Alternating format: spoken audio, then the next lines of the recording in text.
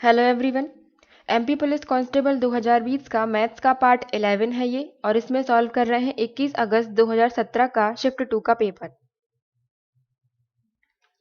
First question है, what is the probability of getting a face card from a pack of 52 cards. 52 cards में से हमें एक face card निकालने की प्रोबेबिलिटी बतानी है। फेस कार्ड मतलब क्या हो गया, जिस पर फेस बने रहते हैं, चेहरे वाला पत्ता। तो प्रोबेबिलिटी हम कैसे निकालते हैं, टोटल केसेस को हम नीचे रखते हैं डिनोमिनेटर में, और पॉसिबल केसेस यहाँ ऊपर न्यूमरेटर में लिखते हैं। तो टोटल केस यहाँ पर कितने हो जाएंगे, 52 कार्ड्स का पैक रहता है एक तो पूरा, तो 52 टोटल केस हो जाएंगे, तो इन्हें हम नीचे लिखेंगे। और पॉसिबल यहाँ पर कितने हो सकते हैं, फेस कार्ड देखना है। फेस कार्ड कौन कौन से होते हैं जिस पर फेस बना होता है, एक तो जे हो गया, के और क्यू। जे मतलब जैक, के मतलब किंग और ये क्वीन। और जे के कितने कार्ड होते हैं, 4 होते हैं, 2 ब्लैक होते हैं और 2 रेड। उसी तरह से के भी 4 होते हैं, 2 ब्लैक और 2 रेड। और क्वीन के भी 4 होते हैं, 2 ब्लैक और 2 रेड। तो इस तरह से 4 4 4 12 हो गए टोटल। तो 12 पॉसिबल केसेस यहाँ पर हो जाएंगे। तो प्रोबेबिलिटी हो जाएगी 12/52। इसको 4 से कैंसिल कर देंगे, ये 3 बार चला जाएगा, और ये 4 से 1 और 3 बार 12। तो इसकी प्रोबेबिलिटी आ जाएगी 3/13। लेकिन ऑप्शंस में से कहीं पर भी 3/13 नहीं मिलेगा। वो इसलिए क्योंकि पहले जो कार्ड आते थे उन पर केवल इतने पर ही फेस होता था, जे पर, के पर और क्यू पर। लेकिन अब जो न्यू कार्ड्स के पैक आने लगे हैं उनमें किसी किसी में ए पर भी फेस बना रहता है। तो इस ए को भी काउंट कर लिया है। ए मतलब इक्का जो एस कार्ड रहता है, तो इसके भी 4 कार्ड हो जाएंगे, 2 ब्लैक और 2 रेड। तो इस तरह से यहाँ पर 4 4 4 और 4 टोटल 16 हो जाएंगे। तो probability equal to 16 possible cases हो गए, और डिवाइड में टोटल टोटल तो 52 ही रहेंगे। अब इसको 4 से कैंसिल करेंगे तो 4 बार चला जाएगा और 13 बार ये। तो प्रोबेबिलिटी आ जाएगी 4/13। तो इस हिसाब से आंसर हो जाएगा ये 4/13, थर्ड ऑप्शन। नेक्स्ट है, which of the following is greater than 5 complete 2/3। इससे बड़ा नंबर कौन सा है चारों ऑप्शंस में से, वो देखना है। तो ये क्वेश्चन में मिक्स्ड फ्रैक्शन में दिया गया है 5 कंप्लीट 2/3। तो इस नंबर का मतलब क्या है, इसको हम ऐसे लिख सकते हैं 5 + 2/3। जब इसको सॉल्व करेंगे तो हमें यही वैल्यू मिलेगी। तो 5 हो गया। अब इसके बाद इसकी वैल्यू हम फाइंड कर लें। 2/3 कितना हो जाएगा, 2 है तो डिवाइड नहीं होगा, तो हम जीरो जीरो पॉइंट लगा देंगे। उसके बाद 20, तो 3 6 18, 0.6 लगभग आएगा। तो 5 और 0.6 कितने हो जाएंगे, 5 + 0.6, ये हो जाएगा 5.6। ये जोड़ा कैसे हमने, यहाँ पर कुछ नहीं है, पॉइंट नहीं है, तो 5 के बाद हम पॉइंट लगा देंगे, मतलब 5.0 इस तरह से लिख देंगे। और फिर 0.6 लिखा हुआ है तो पॉइंट के नीचे पॉइंट, तो ये 6 पॉइंट और ये 5, इस तरह से 5.6 आया। सॉल्व किया हमने तो कितना आया, 5.6। अब हमें देखना है कि इससे बड़ा कौन सा है ऑप्शंस में से। जब मिक्स फ्रैक्शन में दिया था तो हम इसको भी मिक्सड में चेंज कर लें, 6 से डिवाइड करेंगे, ये 6 5 30 हो जाएगा, और 5 बचेंगे 3/6। इसको सॉल्व करेंगे तो 4 बार चला जाएगा, 20 और 3 बचे तो 3/5। इसी तरह से इसको 7 4 बार 28, 2 और 7, 65/12। इसको 12 से काटेंगे तो 5 बार 60 और 5 बच गए, तो रिमाइंडर ऊपर और डिवाइड में ये 12, तो 5 कंप्लीट 5/12। अब क्वेश्चन में क्या दिया गया था, ये 5 2/3। तो सबसे पहले हम इस पार्ट को देख लेते हैं। 5, ये 4 है, तो ये तो छोटा हो जाएगा 5 से, तो ये आंसर नहीं होगा। और यहाँ पर भी 4 लिखा हुआ है, तो ये आंसर नहीं होगा। अब हमें इसमें से और इसमें से देखना है। अब इन दोनों में हम इस वाले पार्ट से चेक करेंगे कि 2/3 से कौन सा बड़ा है। 2/3 मतलब क्या था, 0.6। अब फर्स्ट ऑप्शन, ये 6 5 30, यहाँ पर 5 बचेंगे, 5/6 है ये, 5/6। इसको डिवाइड करेंगे तो डिवाइड नहीं होगा, तो 0 पॉइंट हम लगाएंगे, तो यहाँ पर एक 0 आ जाएगा, तो 8 बार 48, तो 0.8 आ गया यहाँ पर। और ये 5/12 है, तो 5/12 को हम सॉल्व करेंगे तो आ जाएगा 0.41। तो अब इन दोनों में से देख लो, 0.6 है, इससे बड़ा कौन सा हो गया, ये 0.8, ये 0.41 तो छोटा ही है, तो ये आंसर नहीं हो जाएगा। तो इससे बड़ा क्या हो जाएगा, ये 35/6। नेक्स्ट है, which of the following is less than 13 complete 5/8। इससे छोटा वाला कौन सा है चारों ऑप्शन में से देखना है। अब यहाँ पर ये मिक्स्ड फ्रैक्शन में है, तो ऑप्शन को भी हम मिक्स्ड फ्रैक्शन में चेंज कर लेते हैं इसी तरह से। 8 से इसको डिवाइड करेंगे तो 1 बार, 3 बचेगा 30, तो 8 3 या 24, और फिर 6 बचेंगे, तो 6 रिमाइंडर, ये डिवाइड बाय 8। इस तरह से इसको ये हो जाएगा 13 और 7/10, फिर 9 1 जा 9 और फिर 3 बार जाएगा 20, तो 5 बचेंगे डिवाइड बाय 9 और ये हो जाएगा 7 1 जा 7 और ये 4 बार 28। ये तो पूरा ही नंबर आ गया। अब यहाँ पर हम पहले वाले नंबर को देखते हैं 13, तो ये हो सकता है 13 लिखा हुआ है और ये भी हो सकता है, ये वाला नंबर भी हो सकता है। यहाँ पर लिखा हुआ है 14, तो ये तो बड़ा हो गया इससे, तो ये आंसर नहीं होगा। अब हम इन वाले पार्ट को सॉल्व करते हैं। 6/8 को सॉल्व करेंगे तो ये 0.7 समथिंग आएगा और 7/10 ये क्या हो जाएगा, ये भी 0.7, क्योंकि 10 लिखा हुआ है डिवाइड में, हमने एक पॉइंट लगा दिया। अब 5/9 ये डिवाइड नहीं होगा तो हम पॉइंट लगा देंगे 0 पॉइंट और 5। यहाँ पर ये 5/8 लिखा हुआ है, 5/8 को सॉल्व करेंगे तो डिवाइड नहीं होगा, 5 से नहीं जाएगा तो 0 पॉइंट और 50 हो जाएगा, तो 8 6 जा 48, 0.6 के समथिंग आएगा। अब इससे छोटा हमें देखना है, तो 0.7 तो बड़ा हो गया, ये आंसर नहीं हो सकता। 0.7 बड़ा हो गया, ये आंसर नहीं हो सकता। 0.5 ये छोटा है, तो ये हो जाएगा इसका आंसर। इससे छोटा है ये 2122/9। नेक्स्ट है from the sack of potatoes weighing 120 kilogram.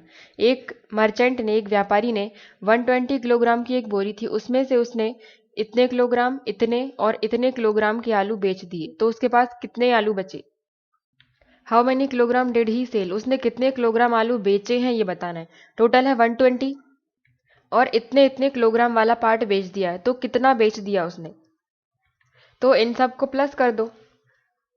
इनको सबसे पहला है 6, उसके बाद 5 कंप्लीट 1/4 है, तो 5 तो आ ही जाएगा।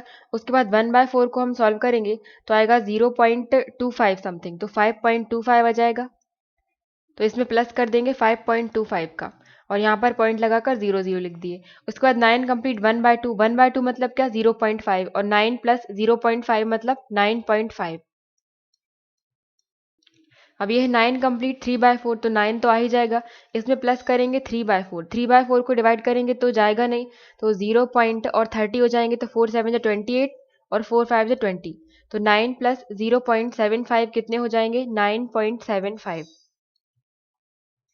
9.75। अब यहाँ पर कुछ नहीं है तो हमने 0 लगा दिया एक, क्योंकि पॉइंट के बाद हम 0 लगा सकते हैं। अब इन सबको प्लस करना है, 5 और 5 10 हो जाएंगे, कैरी गई 1, 7 और 2 9, 10 और 5 15, फिर पॉइंट यहाँ पर 1 कैरी चली जाएगी। ये 9 और 9 18, 18 और 1 19, 19 और 6 25, 25 और 5 30, तो 30.50 आलू उसने बेच दिए। 30.50, तो 30 तो यही है और ये 0.5 है, तो 0.5 का मतलब क्या होता है 1/2, तो ये आंसर हो जाएगा 30 कंप्लीट 1/2 किलोग्राम आलू उसने बेच दिए। फर्स्ट ऑप्शन राइट है। नेक्स्ट है the sum of two numbers is 5/2 of the first number. मतलब दो नंबर है, एक हो गया x और दूसरा हो गया y, उन दोनों का सम, उन दोनों को प्लस करना है जो कि बराबर है 5/2 फर्स्ट नंबर के। मतलब 5/2 गुना है फर्स्ट नंबर का, तो फर्स्ट नंबर है x, तो इनटू में x। अब यहाँ से हम x और y का रेशो निकालेंगे, क्रॉस मल्टीप्लाई कर यहाँ, तो 2 का मल्टीप्लाई x प्लस y में, 2 into x 2x plus 2 into y 2y equal to 5x। यहाँ पर 5 इंटू एक्स था, 5x हो गया। उसके बाद ये 2y, इसको हम यहाँ लेके जाएंगे तो माइनस का हो जाएगा, तो 5x माइनस 2x कितने हो जाएंगे 3x। तो यहाँ से y, x को नीचे ले आओ, इक्वल टू यहाँ पर 3 था तो 3, इस 2 को यहाँ डिवाइड में ले आएंगे तो 3/2, तो y अपॉन x का रेशो आ गया 3/2, या फिर x अपॉन y का भी मिल गया है 2/3। तो पूछा क्या है, second number is what percent of the first. Percent निकालना है, तो जब भी हम ऑफ वाली चीज को नीचे लिखते हैं तो ऑफ क्या है, ये फर्स्ट वाला है, तो नीचे क्या आ जाएगा x और ऊपर नीचे आएगा फर्स्ट वाला नंबर, हाँ x और y ऊपर आ जाएगा और इनटू में 100, क्योंकि परसेंट निकालना है। दूसरी संख्या, मतलब जो संख्या बतानी है तो वो ऊपर आएगी और का वाले के पास जो रहती है ये पहली संख्या, तो फर्स्ट नंबर डिनोमिनेटर में नीचे आएगा। तो इसको सॉल्व करना है, y अपॉन एक्स की वैल्यू हमें मालूम है 3/2, तो 3/2 इंटू 100, इसको कैंसिल करेंगे तो 2 से कैंसिल हो जाएगा ये 50 बार, तो 3 इंटू 50 150%। लेकिन ऑप्शन में देखें तो ऑप्शन में कहीं पर भी 150% नहीं लिखा हुआ है। वो इसलिए क्योंकि इन लोगों ने उल्टा लिख दिया है। जो क्वेश्चन में बोला है ना कि second number is what percent of first, तो पहले का बताना है हमें, पहली वाली संख्या का, तो ये तो हमने सही लिखा है, y/x ही आएगा 3/2। इस तरह से 150 ही आंसर आएगा। व्यापम ने गलत ऑप्शन दे दिए होंगे। ऑप्शन अगर मैच करेंगे तो ऐसे करेंगे कि इसमें सेकंड नंबर का पूछा है, पर अगर इसको ऐसा कर दें, यहाँ पर कर दें first number is what percent of second number, तो आंसर आ जाएगा।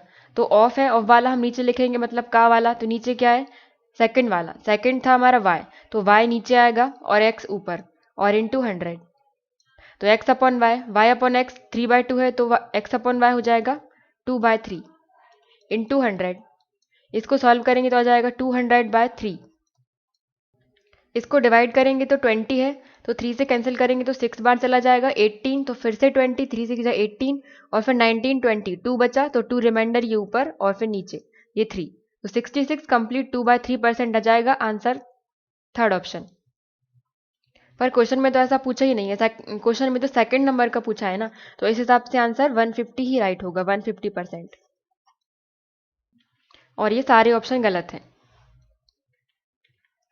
नेक्स्ट है, Khan age after 15 years will be 5 times his age 5 years back, जो 15 साल बाद, तो खान की प्रेजेंट वाली एज हम मान लेते हैं कि x है, तो 15 साल बाद कितनी हो जाएगी, 15 साल बाद x प्लस 15 हो जाएगी, और 5 साल पहले, तो x में से 5 माइनस कर दो, x माइनस 5।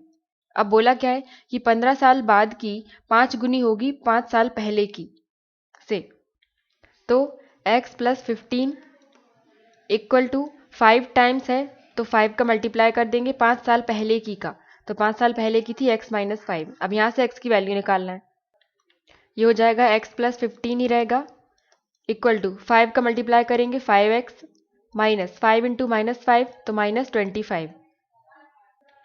ये x को यहाँ ले आओ और 25 को यहाँ ले आओ, 25 माइनस का है तो प्लस का हो जाएगा, तो 15 प्लस 25 इक्वल टू 5x, ये x प्लस का था तो माइनस का हो जाएगा, 15 प्लस 25 हो जाएंगे 40 इक्वल टू 5x में से 1x माइनस करेंगे तो 4x, और इस 4 को डिवाइड में लेके जाएंगे तो 40/4 इक्वल टू x। इसको कैंसिल करेंगे तो 10 आ जाएगा, तो x की वैल्यू कितनी आ गई 10, और 10 क्या थी, प्रेजेंट एज ऑफ खान, और यही यही निकालना था, तो आंसर हो जाएगा फोर्थ ऑप्शन 10 ईयर्स। नेक्स्ट है, the average age of a class of 15 students, 15 students का एवरेज कितना है 20 ईयर्स। अब एक स्टूडेंट क्लास को छोड़कर चला जाता है और उसकी जगह पर एक नया स्टूडेंट आ जाता है जिसकी एज है 20 ईयर्स, तो what is the new average of the class, new average क्या हो जाएगा क्लास का। एवरेज दिया गया है, एवरेज में हम टोटल नंबर ऑफ स्टूडेंट्स का मल्टीप्लाई कर दें तो सम मिल जाएगा हमें, एवरेज है 20, तो 20 इंटू नंबर ऑफ स्टूडेंट्स 15 है, 15 का मल्टीप्लाई करेंगे इसमें, 15 इंटू 2 300, ये जीरो भी थी तो सम आ गया 300। अब एक स्टूडेंट क्लास छोड़कर चला गया और दूसरा आया तो उसकी एज भी 20 ईयर्स थी। अब जब यहाँ पर 15 का एवरेज 20 ईयर दिया गया है तो एवरेज हम क्या लेते हैं, हर एक की एज लगभग इतनी ही होगी 20 ईयर्स के आसपास, तो 20 ईयर्स का ही जब गया था और 20 ईयर का ही आ गया तो सम तो उतना ही रहेगा ना, 300 के बराबर ही रहेगा। न्यू एवरेज पूछा है, new average of the class, तो एवरेज कैसे निकालते हैं, टोटल सम में से हम टोटल सम को डिवाइड कर देते हैं टोटल नंबर ऑफ स्टूडेंट से, तो सम है 300 और टोटल स्टूडेंट्स 15 ही है, एक गया और एक आ गया तो 15 ही बचे ना, तो डिवाइड बाय 15, इसको कैंसिल करेंगे तो एवरेज 20 ही आ जाएगा, नया वाला एवरेज भी 20 होगा। तो जो क्वेश्चन में पूछा है उस हिसाब से आंसर 20 ही है, लेकिन ऑप्शंस में 20 नहीं है क्योंकि ऑप्शन इन्होंने क्या दिए, ऑप्शन इन्होंने सम के हिसाब से दिए, सभी स्टूडेंट्स के एजेस का सम 300 हो जाएगा, तो ये हो जाएगा, लेकिन आंसर ये नहीं होगा क्योंकि क्वेश्चन में तो न्यू एवरेज पूछा है ना, तो ये गलत हो जाएंगे और आंसर हो जाएगा इसका 20। नेक्स्ट है, एक ब्रीफकेस को 10% प्रॉफिट पर बेचा गया, तो अगर कॉस्ट प्राइस को 5% कम कर दिया जाए और इसे प्रॉफिट से 7 रुपये ज़्यादा में बेचा जाए तो प्रॉफिट कितना हो जाएगा, 20% प्रॉफिट। तो कॉस्ट प्राइस ऑफ ब्रीफकेस निकालना है, कॉस्ट प्राइस, तो कॉस्ट प्राइस हम मान लेते हैं कि 100% है। अब स्टार्टिंग में क्या कर रहे हैं, इसको 10% प्रॉफिट पर बेच रहे हैं, तो 100% इतनी है, 10% प्रॉफिट जब हम लगाएंगे तो क्या हो जाएगा, 100 प्लस 10 110, ये हो जाएगी सेलिंग प्राइस। प्रॉफिट 10% लगाने के बाद 110% सेलिंग प्राइस हो जाएगी। इसके बाद अगर कॉस्ट प्राइस को 5% कम कर दिया जाए, कॉस्ट प्राइस कितनी मानी थी 100, इसको 5% कम कर देंगे तो 95% हो जाएगी। न्यू वाली कॉस्ट प्राइस 95% कम करने के बाद, और बाद में बेच कितने में रहे, प्रॉफिट से 7 रुपये ज़्यादा में। पहले कॉस्ट प्राइस 100 थी, 10% प्रॉफिट लगाया तो 110% बाद वाली ये सेलिंग प्राइस आ गई तभी की। पहले ही सीपी इतनी है और एसपी इतनी है। उसके बाद 5% कम करना है हमें कॉस्ट प्राइस को, तो 95% हो गई। अब बेच कितने में रहे, 7 रुपये ज़्यादा में, तो ये सेलिंग प्राइस है, इसमें हम 7 और जोड़ दें तो 110% प्लस 7, ये हो जाएगी दूसरी वाली सेलिंग प्राइस।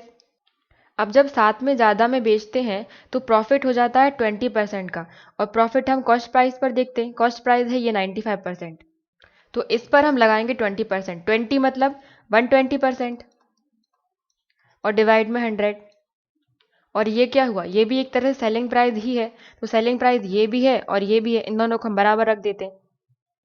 इसको कैंसिल करें तो 0 से 0 कैंसिल हो जाएगा। इसे 5 से करें तो 2 बार 10 चला जाएगा, और 5 1 जा 5, 5 9 जा 45, 19। अब ये 2 से ये 12 कैंसिल हो जाएगा 6 बार, यहाँ क्या बचा 19 इंटू 6, ये हो जाएगा 114% इक्वल टू, इसके बराबर में है तो 110% प्लस 7। यहाँ से हम 1% की वैल्यू निकालें, इस 110 को यहाँ लेके आते हैं तो माइनस का हो जाएगा, तो 114 में से जब 110 माइनस करेंगे तो 4 बचेगा, 4% इक्वल टू यहाँ पर क्या 7। इस 4 को डिवाइड में ले जाएं तो 1% इक्वल टू मिल जाएगा 7/4, और हमें फाइंड करना है cost price of the brief case. वो हमने 100% मानी थी, तो 1% इक्वल टू 7/4 है, तो 100% कितना हो जाएगा, यहाँ पर 2 0 लगा दो, मतलब 100 से मल्टीप्लाई कर दो, तो ये 100% इक्वल टू 7/4 इंटू 100। इसे कैंसिल करेंगे तो ये 4 से 25 बार कैंसिल हो जाएगा, और 25 इंटू 7, ये हो जाएगा 175। 100% इक्वल टू 175, ये हो जाएगी कॉस्ट प्राइस, तो आंसर हो जाएगा 175, थर्ड ऑप्शन।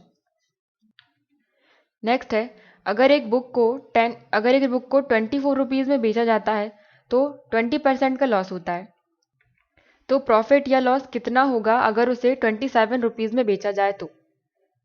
या प्रॉफिट या लॉस बताना है, मतलब रुपए में बताना है। अब यहाँ पर हमें कॉस्ट प्राइस मालूम नहीं है, सेलिंग प्राइस मालूम है, 20% का लॉस हो रहा है, तो 20% मतलब क्या होता है 20 डिवाइड बाय 100, और इसको कैंसिल करेंगे तो 1/5 आएगा। इतना लॉस है, तो ये नीचे वाला पार्ट कॉस्ट प्राइस होती है और ये हो जाएगा लॉस। अब कॉस्ट प्राइस इक्वल टू 5 है और लॉस इक्वल टू 1 है, तो हम सेलिंग प्राइस निकाल सकते हैं। कॉस्ट प्राइस में से लॉस को माइनस कर दो तो 5 माइनस 1, सेलिंग प्राइस आ गई 4, और जो कितनी दी गई है क्वेश्चन में 24, तो हम ये कह सकते हैं 4 इक्वल टू 24 के बराबर है, क्योंकि सेलिंग प्राइस को ही हमने बराबर में लिखा है। यहाँ से 1 की वैल्यू निकालेंगे तो 4 से डिवाइड कर देंगे, 24/4 मतलब 6, 1 इक्वल टू 6 मिल गया। क्वेश्चन में पूछा है प्रॉफिट या लॉस। प्रॉफिट या लॉस कब निकाल सकते हैं, जहां पर हमारे पास एसपी हो और सीपी हो। अब सेलिंग प्राइस यहाँ पर दी गई है, अगर कॉस्ट प्राइस मालूम चल जाए तो हम निकाल सकते हैं। 1 इक्वल टू 6 है, कॉस्ट प्राइस हमने क्या मानी थी 5, ये 5 थी, तो 1 इक्वल टू 6 है, तो 5 इक्वल टू कितना हो जाएगा 5 इंटू 6 30, तो कॉस्ट प्राइस आ गई 30, और सेलिंग प्राइस क्वेश्चन में दी गई 27। सेलिंग प्राइस ज़्यादा है, कॉस्ट प्राइस कम है, तो लॉस ही होगा, और कितने का लॉस होगा 30 माइनस 27, 3 रुपए का लॉस हो जाएगा, तो आंसर हो जाएगा फर्स्ट ऑप्शन। नेक्स्ट है, what number is such that it's 16% is 192। वो नंबर बताना है जिसका 16% 192 हो। तो 16% की वैल्यू हमें दी गई है, 16% इक्वल टू 192 दिया गया है। यहाँ से हम 1% की वैल्यू निकालें, 192 में डिवाइड करेंगे 16 का, तो इसको कैंसिल करो, ये 12 बार कैंसिल हो जाएगा, तो 1% इक्वल टू क्या मिल गया 12। अब क्वेश्चन में नंबर बताना है, तो 1% इक्वल टू 12 है, तो 100% इक्वल टू कितना हो जाएगा 100% equal to 1200। First option answer हो जाएगा राइट। इसको x मानकर भी कर सकते हैं। मान लेते हैं कि एक नंबर है x और उसका 16% है 192, 16% है उस नंबर का, तो परसेंट का साइन हटाएंगे, डिवाइड में 100 आ जाएगा, और इंटू नंबर जो हमने माना था, जो कि बराबर दिया गया है 192 के। यहाँ से x की वैल्यू निकाल लो। x equal to cross multiply कर दो 192 इंटू 100 डिवाइड बाय 16। इसको 16 से कैंसिल करेंगे 192 को तो 12 आ जाएगा और 1200 x की वैल्यू आ जाएगी 1200। तो आंसर है फर्स्ट ऑप्शन। नेक्स्ट है ratio of ages of x और वाई। एक्स और वाई का एजेस का रेशियो दिया गया है 5 और 4, 5:4 और 25 साल बाद उन लोगों की एजेस का डिफरेंस जो है वो 20 होगा। तो प्रेजेंट एज ऑफ एक्स बताना है। तो एजेस का डिफरेंस चाहे पहले हो या बाद में बराबर ही होता है। तो 20 जब बाद में डिफरेंस है तो प्रेजेंट में भी 20 ही डिफरेंस होगा। तो प्रेजेंट में उन लोगों के एजेस में डिफरेंस कितना आ गया 20। अब रेशियो इतना मालूम है तो रेशियो का अंतर इक्वल टू हम 20 रख सकते हैं। 5 - 4 1 इक्वल टू एजेस के डिफरेंस के बराबर 20। 1 इक्वल टू 20 मिल गया। हमें x की परसेंटेज बताना है। x क्या है? x का रेशियो है 5। तो 1 इक्वल टू 20 है तो 5 इक्वल टू कितना हो जाएगा 20 इंटू 5 100। तो आंसर हो जाएगा फर्स्ट ऑप्शन। नेक्स्ट है एक स्विमर है जिसकी स्पीड दी गई इतनी और वो स्टिल वाटर में स्विम कर रहा है। तो वो 25 मिनट में कितनी डिस्टेंस कवर कर लेगा? Speed equal to distance upon time होता है। यहाँ पर स्पीड दी गई 0.5। 0.5 ये मीटर पर सेकंड में दी गई, लेकिन ये टाइम मिनट में दिया गया है तो इसको भी हमें सेकंड में चेंज करना पड़ेगा। 1 मिनट में 60 सेकंड होते हैं तो 25 मिनट में कितने हो जाएंगे 25 इंटू 60। तो ये आ गया टाइम। इतने टाइम में वो कितनी डिस्टेंस कितना तय करेगा ये निकालना है। तो टाइम है ये इक्वल टू डिस्टेंस की जगह पर हम डी लिख रहे हैं और डिवाइड में टाइम 25 इंटू 60। अब क्रॉस मल्टीप्लाई कर देंगे 0.5 का इन सब में 0.5 इंटू 25 इंटू 60 और यहाँ क्या है इक्वल टू डी। इसको सॉल्व कर लेंगे, पॉइंट हटाएंगे तो डिवाइड में 10 आ जाएगा। क्योंकि पॉइंट के बाद एक नंबर था इसलिए हमने एक जीरो लगा दिया। अब ये एक जीरो और एक जीरो कैंसिल। 25 इंटू 5 125 और 125 का इंटू 6 में करना है इक्वल टू डी। ये हो जाएगा 6 5 30, 3 बचे 12 13 14 15 और 1 बचा 6 1 6 7। डिस्टेंस आ जाएगी 750, फोर्थ ऑप्शन। नेक्स्ट है अगर 18 मैन किसी काम को 26 दिन में ख़त्म करते हैं तो 13 मैन कितने दिनों में ख़त्म करेंगे?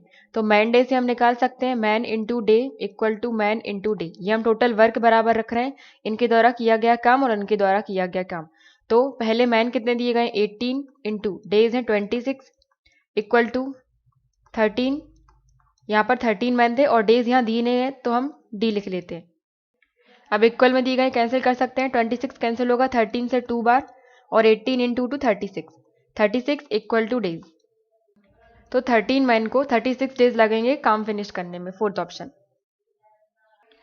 नेक्स्ट है 270 को डिवाइड करना है 2 पार्ट्स में इस तरह से कि 3 टाइम्स ऑफ फर्स्ट पार्ट का 3 टाइम्स और सेकंड पार्ट का 2 टाइम्स का सम 630 है। तो यहाँ पर टोटल दिया गया है 270। तो दो नंबर हम मान लेते हैं, पहला नंबर है x और दूसरा नंबर है 270 माइनस एक्स।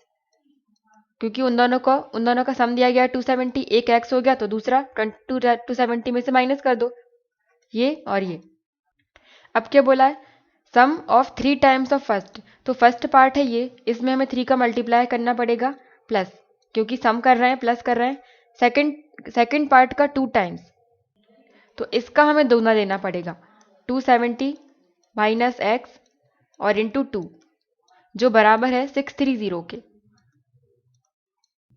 अब यहाँ से हम x की वैल्यू निकाल लेंगे। ये 3x प्लस 2 का मल्टीप्लाई करेंगे ब्रैकेट के अंदर तो 2 इंटू 270 54 आ जाएगा और ये 0 minus 2 into minus x minus के 2x इक्वल टू 630।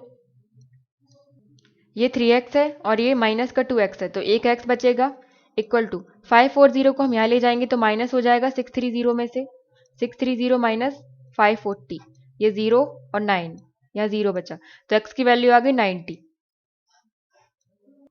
तो इससे हमें दोनों नंबर मिल जाएंगे। x की वैल्यू यहाँ रख दो और यहाँ रख दो। छोटा नंबर पूछा है तो छोटा तो यही हो जाएगा 90। तो आंसर हो जाएगा 90, सेकंड ऑप्शन। नेक्स्ट है एक लाइन है जो 10 सेंटीमीटर लंबी है, इसको डिवाइड किया जाता है 3:5 में। तो लेंथ ऑफ रिजल्टिंग लाइन, जो हमने डिवाइड करी लाइन, तो डिवाइड की हुई उन दोनों लाइंस की लंबाई बताना है। 10 सेंटीमीटर टोटल है, डिवाइड कर रहे हैं 3:5 में। अब एक लाइन है, उसको हम 3:5 में डिवाइड कर रहे हैं। मान लो यहाँ से कट कर दिया 3 और ये हो गया 5, और इसकी पूरी लेंथ दी गई है, पूरी लेंथ है 10 सेंटीमीटर। तो इन रेशो को प्लस करके हम 10 के बराबर लिख सकते हैं, क्योंकि लेंथ तो वो पूरी की ही रहेगी। तो 3 + 5 हो जाएगा 8 = 10, क्योंकि जब इन दोनों को जोड़ेंगे तो यही तो मिलेगा हमें 10, इसलिए 8 = 10 रख दिया। तो 1 की वैल्यू आ जाएगी 5/4। इसको 2 से कैंसिल करेंगे तो 4 बार कैंसिल हो जाएगा और ये 5 बार, तो क्या मिल जाएगा 4 = 5। 4 = 5 है तो 1 = क्या हो जाएगा, इसको डिवाइड में ले जाओ, 5/4। तो 1 = 5/4 है, तो हमें ये वाला और ये वाला पार्ट बताना है। तो 3 रेशो बराबर का पार्ट कितना आ जाएगा, 1 = 5 4, तो 3 कितना हो जाएगा, 5/4 में 3 का मल्टीप्लाई कर दो, ये हो जाएगा 15/4, और इसे कैंसिल करेंगे तो 3 बार चला जाएगा, 12, 3 बचेगा तो पॉइंट लगाकर हम 0 लगाएंगे, 30, तो 4 7 28, और ये 5 बार 3.75, ये इतने की वैल्यू आ गई। अब 1 = 5/4 है, तो हमें 5 वाला पार्ट निकालना है। इसमें दोनों साइड 5 5 का मल्टीप्लाई कर दो,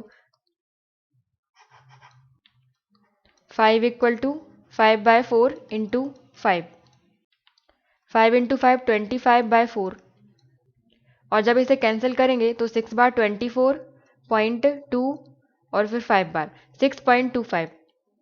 तो लाइन को हमने दो पार्ट में डिवाइड किया था, उन दोनों पार्ट की लेंथ आ गई 3.75 और 6.25।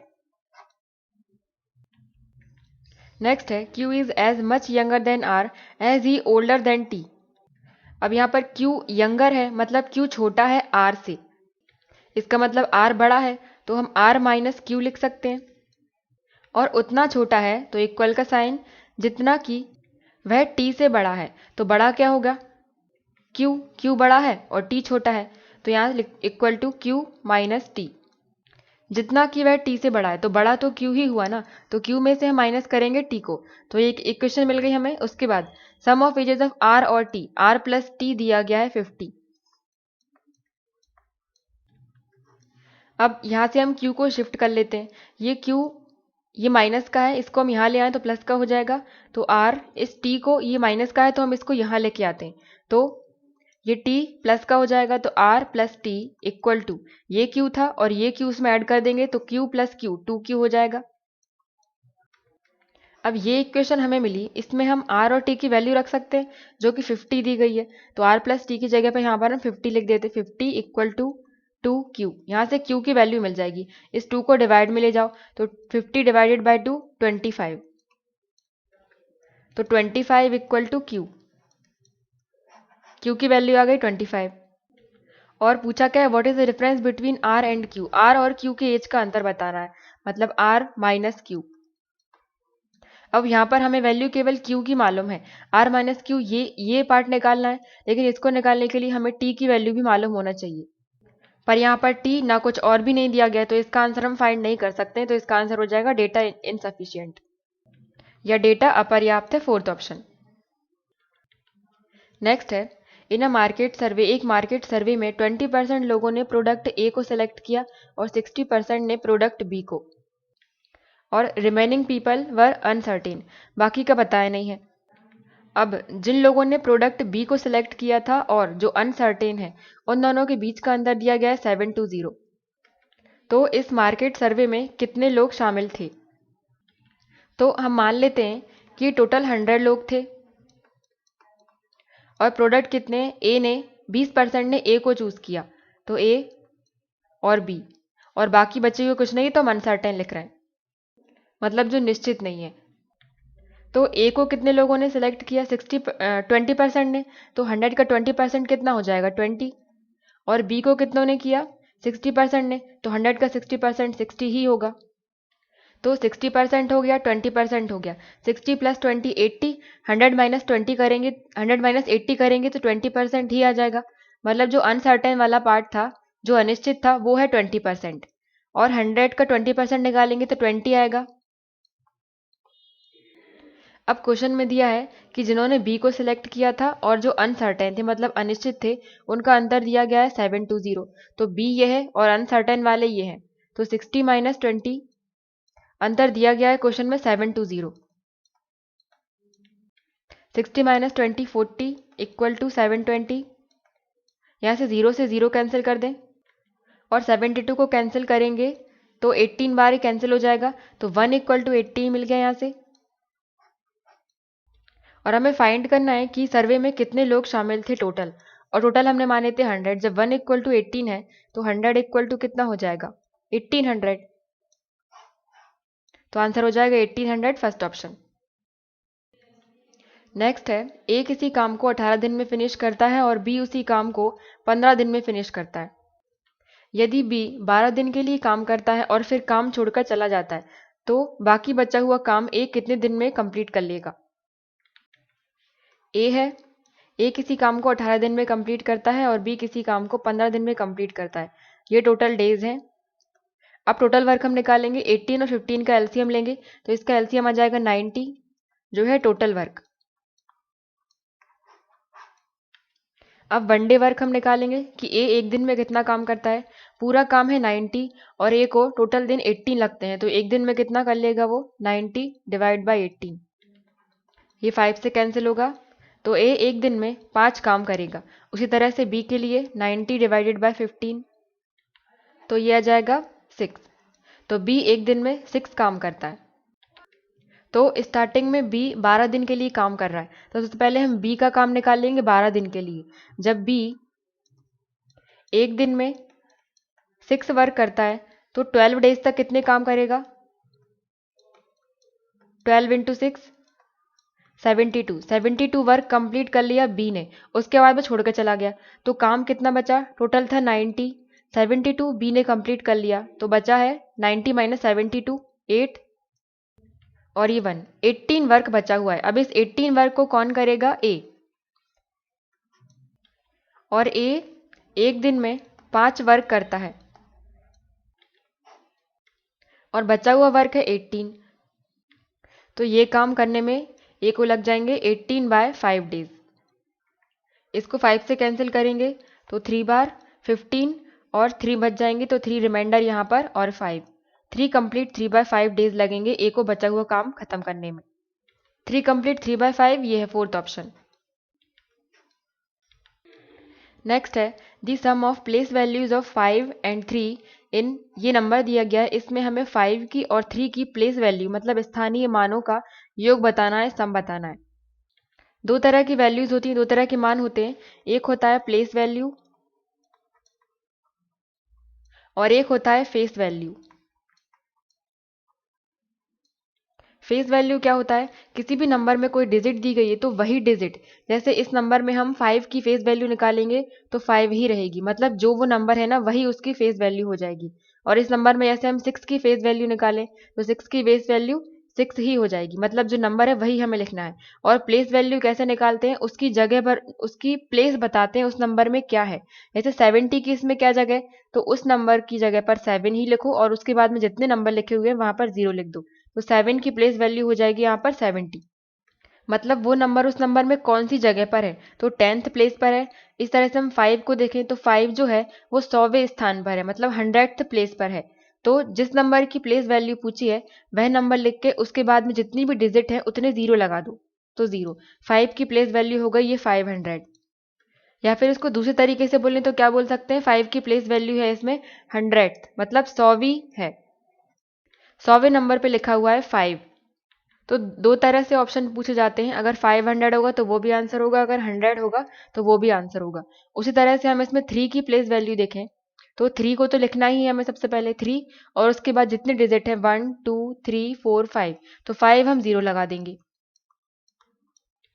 तो ये हो जाएगी 3 की प्लेस वैल्यू। या फिर इसको दूसरी तरीके से क्या लिख सकते हैं कि 3 की जगह पर हम 1 ही लिख दें। इसका मतलब क्या हुआ, 1 लाख, मतलब 1 लाख वाली प्लेस पर है 3। तो आंसर इस तरह से भी पूछा जा सकता है या इस तरह से भी पूछा जा सकता है। अब यहाँ पर क्या पूछा है, प्लेस वैल्यू का प्लस करना है हमें, कौन सी, 5 की और 3 की प्लेस वैल्यू। तो 5 की प्लेस वैल्यू क्या हो जाएगी, 5 है ये, उसके बाद 2 डिजिट हैं तो हम 5 और ये 2 0 लिख देंगे। उसके बाद 3 की प्लेस वैल्यू ये है 3, उसके बाद जितने भी नंबर हैं वहां पर हम 0 लिख देंगे। 5 नंबर हैं तो 3 की प्लेस वैल्यू हो जाएगी ये 5 0 लिख दिए। इन दोनों का सम पूछा है तो इन दोनों को प्लस कर दो, 3 0 0 और 5 0 0।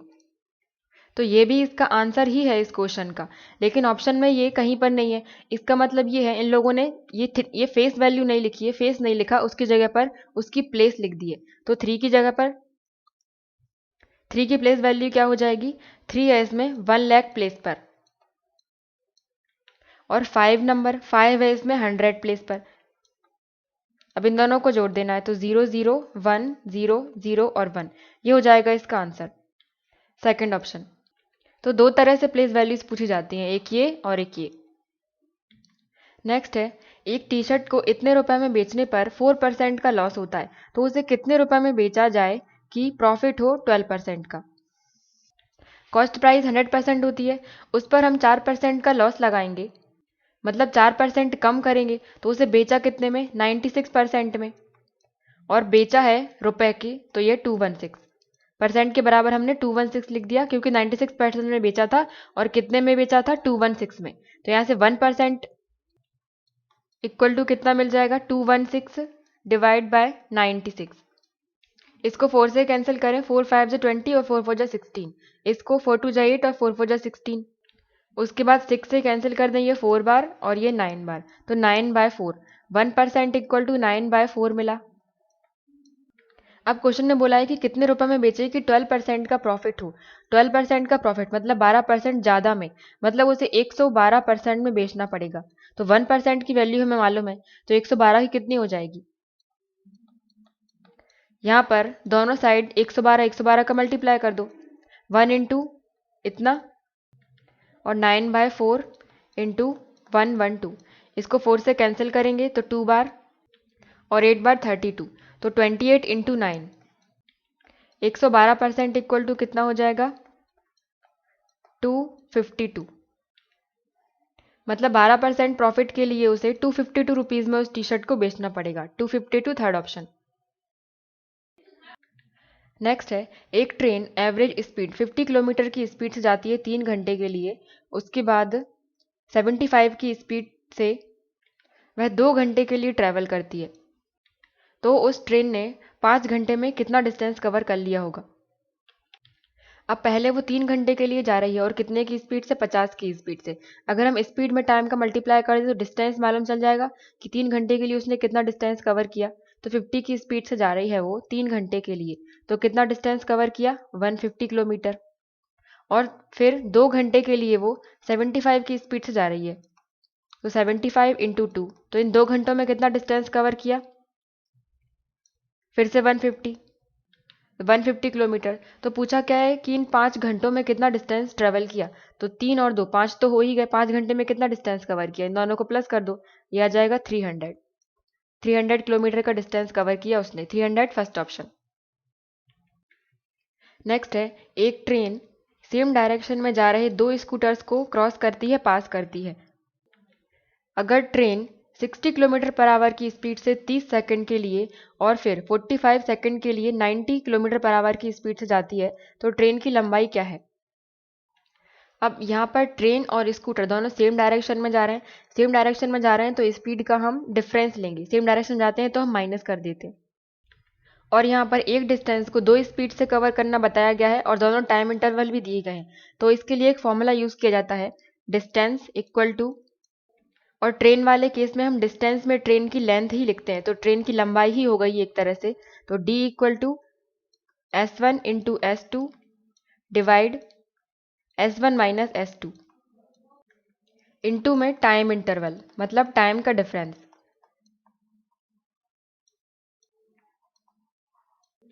अब यहाँ पर ये d है, तो d मतलब ट्रेन की लंबाई, तो वो तो हमें निकालना ही है, इक्वल टू स्पीड, पहली स्पीड और दूसरी स्पीड का मल्टीप्लाई। अब हमें यहाँ पर सबसे पहले यूनिट को सेम करना पड़ेगा, स्पीड दी गई है किलोमीटर पर आवर में और टाइम सेकंड में और डिस्टेंस मीटर में, मतलब इसको हमें मीटर पर सेकंड में चेंज करना पड़ेगा। पहली स्पीड है 60 किलोमीटर पर आवर, तो मीटर पर सेकंड में चेंज करने के लिए हम 5/18 का मल्टीप्लाई करते हैं। तो ये आ जाएगा मीटर पर सेकंड में। इसे कैंसिल करेंगे तो 6 से ये 3 बार कैंसिल हो जाएगा और ये 10 बार, तो 10 इंटू 5 50 और नीचे ये 3, 50/3 आ गया, लेकिन मीटर पर सेकंड में है ये। उसी तरह से दूसरी स्पीड को चेंज कर लेंगे, 90 है, मीटर पर सेकंड में चेंज करेंगे तो 5/18 का मल्टीप्लाई करेंगे, ये 18 से कैंसिल हो जाएगा 95 बार, और 5 इंटू 5 25 मीटर पर सेकंड। तो इस फॉर्मूले में सबसे पहले क्या लिखना है, S1 इंटू S2। S1 है 50/3 इंटू S2 है 25, ये हमने निकाली मीटर पर सेकंड में 25, और डिवाइड में इन दोनों का डिफरेंस। अब S1 माइनस S2 है तो ये डिफरेंस है, डिफरेंस का मतलब ये है कि बड़े में छोटे को माइनस करना है। S1 माइनस S2 लिखा है, इसका मतलब ये नहीं कि हम इसमें से इसको माइनस कर देंगे तो ये नेगेटिव में आ जाएगा। यहाँ पर स्पीड का डिफरेंस हमें लेना है, S1 माइनस S2 लेना है, मतलब तो बड़ी वाले में छोटे को माइनस करेंगे, तो बड़ी है 25 माइनस 50/3, और इनटू में टाइम इंटरवल, टाइम था 30 सेकंड और 45 सेकंड, तो इंटरवल लेना, ज़्यादा में से कम को माइनस करना है, तो 45 माइनस 30 15। अब सबसे पहले हम इसको सॉल्व कर लेते हैं, यहाँ कुछ नहीं है तो 25 के नीचे हम 1 मान लेते हैं, और फिर जब इसको सॉल्व करेंगे तो 25 इंटू 3 75, और 75 में से 50 को माइनस करेंगे तो 25, और डिवाइड में ये 3, तो 25/3 आ जाएगा इस पार्ट की जगह पर ऊपर क्या चल रहा था, ये 50/3 इंटू 25, और इसके भी डिवाइड में है 25/3, और ये इंटू में 15। अब ये दो पार्ट हो गए, एक ये पार्ट हो गया और एक ये। अब जब 25/3 ऊपर जाएगा तो पलट जाएगा, तो 50/3 इंटू 25, और 25/3 की जगह 25/3 की जगह पर हम लिख देंगे 3/25 और मल्टीप्लाई में, और साथ में ये इंटू में चल रहा है 15। अब ये सब मल्टीप्लाई में है, कट सकते हैं, 25 से 25 कैंसिल, 3 से 3 कैंसिल, तो बचा 50 इंटू 15, तो आ जाएगा 750। ट्रेन की लेंथ आ गई 750, फोर्थ ऑप्शन। नेक्स्ट है, अभी और प्रेम दोनों के पास टोटल इतने रुपए हैं 3000। अब अगर प्रेम अभी को 400 रुपीज़ दे देता है तो अभी के पास उससे 1/4 अमाउंट बचता है। प्रेम ने अभी को 400 दे दिए तो प्रेम के पास 1/4 बचा, तो अभी के पास कितने रुपए हैं। यहाँ पर टोटल दिया गया है 3000, और प्रेम ने जब उसको 400 रुपीज़ दे दिए तो कितना आया, जब प्रेम ने 400 दे दिए उसके बाद का देख रहे हैं हम, तो प्रेम के पास 1/4 अमाउंट बचा, किसका बचा, अभी का, मतलब अभी के पास जितने पैसे थे ना उसका 1/4 बचा प्रेम के पास। ये हम 400 जो रुपये दे दिए उसके बाद वाला पार्ट देख रहे हैं, बाद के लिए रेशो निकाल रहे हैं, तो P इक्वल टू 1/4 ए हो गया, ए को हम डिनोमिनेटर में ले आए, तो प्रेम बाय अभी इक्वल टू 1/4 आ जाएगा। तो प्रेम और अभी के पास अमाउंट का रेशो कितना है, 1:4। अब यहाँ पर टोटल दिया गया था 3000, तो ये 400 रुपये देने के बाद का रेशो है, लेकिन अगर हम देखें तो टोटल दोनों के पास तो 3000 ही होंगे ना, 400 उसने अभी को दे दिए तो उसके पास आ गए, तो दोनों को जब प्लस करेंगे तो आएगा तो 3000 ही। उन दोनों का टोटल अमाउंट तो इक्वल ही है पहले और बाद में, तो रेशो है 1+4, 1 और 4 है तो हम इनको प्लस कर देंगे, 1+4 जो कि बराबर है 3000 के, क्योंकि टोटल अमाउंट उनका सेम है। 1+4 कितना हो जाएगा, 5 इक्वल टू 3000, और 5 से इसको डिवाइड करेंगे तो 1 इक्वल टू आ जाएगा 600। और ये 1 क्या है, 1 है प्रेम का अमाउंट, तो प्रेम के पास है 600, और 1 इक्वल टू 600 है, तो 4 इक्वल टू कितना हो जाएगा 2400, तो अभी के पास है 2400 रुपये। अब क्वेश्चन में पूछा है कि अभी के पास कितने हैं, तो अभी के पास हैं इतने रुपए, लेकिन ऑप्शन में कहीं पर भी 2400 नहीं है, 600 है, तो उन लोगों ने प्रेम का अमाउंट पूछा होगा, या तो क्वेश्चन में मिस्टेक है, यहाँ पर प्रेम होगा, या फिर ऑप्शंस में मिस्टेक है, पर क्वेश्चन में अभी का पूछा है तो उस हिसाब से आंसर हो जाएगा ये 2400। नेक्स्ट है, एक ट्रायंगल और पैरेललोग्राम समांतर चतुर्भुज सेम बेस पर बनाए जाते हैं और उनका एरिया इक्वल है, क्षेत्रफल इक्वल है। पैरेललोग्राम की हाइट दी गई यहाँ पर 5 सेंटीमीटर, समांतर चतुर्भुज की ऊंचाई दी गई है, तो हाइट ऑफ द ट्रायंगल बताना है। ट्रायंगल और पैरेललोग्राम को सेम बेस पर बनाना है,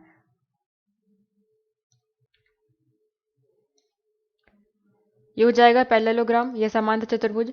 अब इसी बेस पर, जो ये बेस है, इसी बेस पर, इसी आधार पर हमें ट्राइंगल भी बनाना है। तो इस पर ट्राइंगल बनाएंगे तो कुछ इस तरह से बन जाएगा। ये हो जाएगा ABCD और इसको दे दें E नाम। अब क्वेश्चन में बोला है कि उन दोनों के एरिया, उन दोनों के क्षेत्रफल इक्वल है, तो हम एरिया एरिया बराबर रख देते हैं। ट्राइंगल का एरिया इक्वल टू पैरेललोग्राम का एरिया।